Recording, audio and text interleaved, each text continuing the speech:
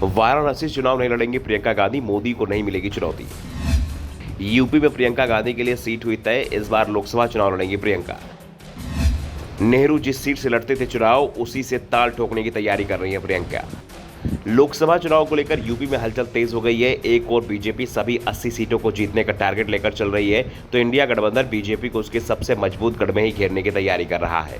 पहले तो यहां तक दावा किया जा रहा था कि कांग्रेस प्रियंका गांधी को वाराणसी से पीएम मोदी के खिलाफ चुनाव मैदान में उतार सकती है, लेकिन अब यह साफ हो गया है कांग्रेस के प्रदेश अध्यक्ष अजय राय जो दावा कर रहे थे उसमें जोश और उत्साह तो था, लेकिन ये सच्चाई से दूर था, क्योंकि प्रियंका गांधी वाराणसी चुनाव नहीं लड़ेंगी, यह तय हो गया है। दरअसल वाराणसी में पिछले 9 सालों से जबरदस्त विकास हुआ है। ऐसे में विकास के मुद्दे पर पीएम को वाराणसी में नहीं घेरा जा सकेगा। दूसरा, पीएम मोदी की लोकप्रियता में अभी तक किसी भी तरह की कमी नहीं आती दिख रही है। ऐसे में प्रियंका के लिए दूसरी सीट का चयन किया गया है और अब दावा किया जा रहा है कि प्रियंका गांधी फूलपुर से चुनाव लड़ सकती हैं। वैसे फूलपुर संसदीय सीट पिछले 6 महीने से राजनीति का केंद्र बनी हुई है। पहले इस सीट पर बिहार के सीएम नीतीश कुमार के चुनाव लड़ने की चर्चाएं चल रही थी। दावा किया जा रहा था कि अपनी पीएम पद की उम्मीदवारी को मजबूत करने के लिए नीतीश कुमार फूलपुर से चुनाव लड़ सकते हैं, लेकिन अब ये साफ हो गया है कि नीतीश कुमार ना तो फूलपुर से चुनाव लड़ने वाले हैं और ना ही वो पीएम पद के उम्मीदवार ही होंगे। नीतीश कुमार पीछे हटे तो अब प्रियंका गांधी का नाम सामने आ गया है। फूलपुर लोकसभा सीट से देश के प्रथम प्रधानमंत्री जवाहरलाल नेहरू ने 3 बार जीत दर्ज की थी। पंडित नेहरू ने यहां से वर्ष 1952, 1957 और 1962 का लोकसभा चुनाव जीता था। ये उनकी कर्मभूमि रही थी। पंडित नेहरू के बाद 1964 के उपचुनाव में उनकी बहन विजय लक्ष्मी पंडित यहां से जीती।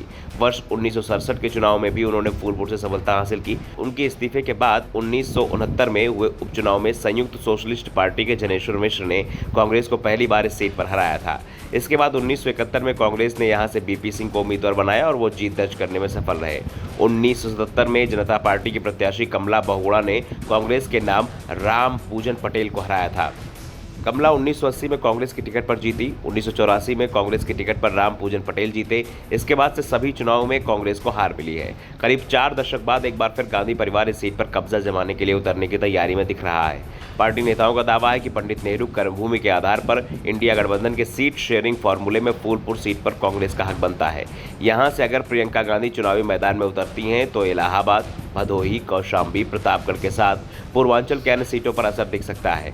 प्रियंका को पहली बार चुनावी मैदान में पंडित नेहरू की सीट से लॉन्च किए जाने को लेकर भी लोग सही मान रहे हैं। वैसे ये बात तो अब तय मानी जा रही है कि प्रियंका गांधी इस बार लोकसभा का चुनाव लड़ेंगी, लेकिन वो सिर्फ एक सीट से लड़ेंगी या उनके लिए कोई दूसरी सीट भी तलाशी जाएगी, इस पर सवाल बने हुए हैं। क्योंकि प्रियंका फूलपुर सीट से चुनाव लड़ेंगी तो जाहिर सी बात है कि वो चुनाव केंद्र में ही रहेंगी। ये पहले से तय माना जा रहा है। इस समय यूपी में बीजेपी की ही सरकार है। ऐसे में प्रियंका को बीजेपी खाली मैदान नहीं सौंपेगी और उन्हें कांटे के मुकाबले में फंसा सकती है। इसी से बचने के लिए प्रियंका गांधी कर्नाटक या तमिलनाडु की एक सीट चुनाव लड़ सकती हैं। वैसे भी कोई भी व्यक्ति 2 सीटों से चुनाव लड़ सकता है, संविधान में इसकी इजाजत देता है।